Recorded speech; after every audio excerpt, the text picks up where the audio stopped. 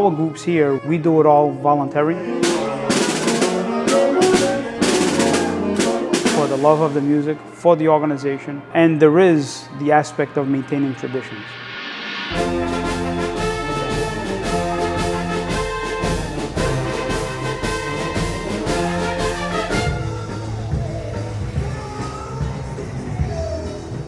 My name is Scott Lopes. I am the conductor of the Our Lady Light Band out of Fall River. My name is Câmara. I'm the conductor of the St. Cecilia Philharmonic Band. I was originally started in 1974. My uncle was a president of the Suriana Band, and I liked the brass instruments. I thought it was cool. I started to learn solfege, and when I became 6 years old, I started marching in the band. And they used to tie the clarinet to my neck so I wouldn't drop the clarinet. I was so small.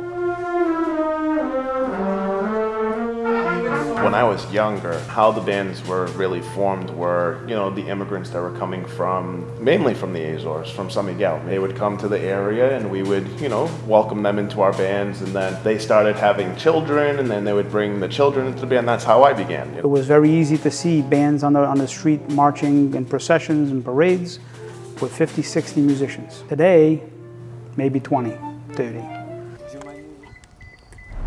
I feel like an NFL star over here. This used to be factories here too, but they burned down.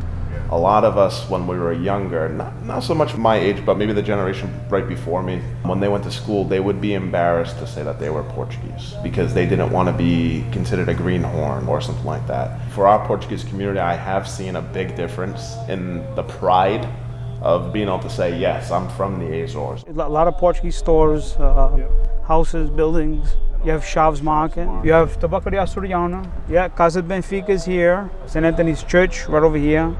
And then this street right here is Punta Delgada Boulevard. They had masons come from St. Michael to help building this.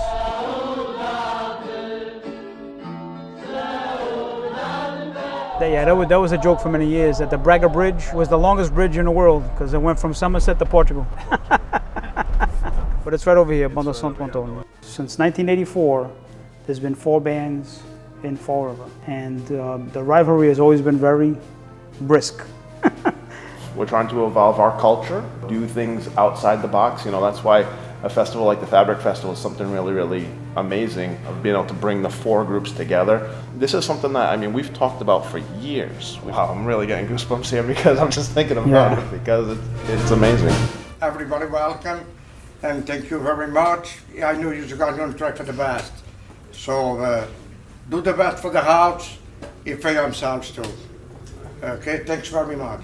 Our groups here, we do it all voluntary. All my family has been involved to maintain the traditions that brought over from my parents, from San Miguel, over here. We grew up marching processions after procession after procession, sometimes 2, 3 jobs in one day. These individuals that come from high school or even college, they're not accustomed to doing that. So to see them come into the group and embrace our culture, it's something really, really amazing to see.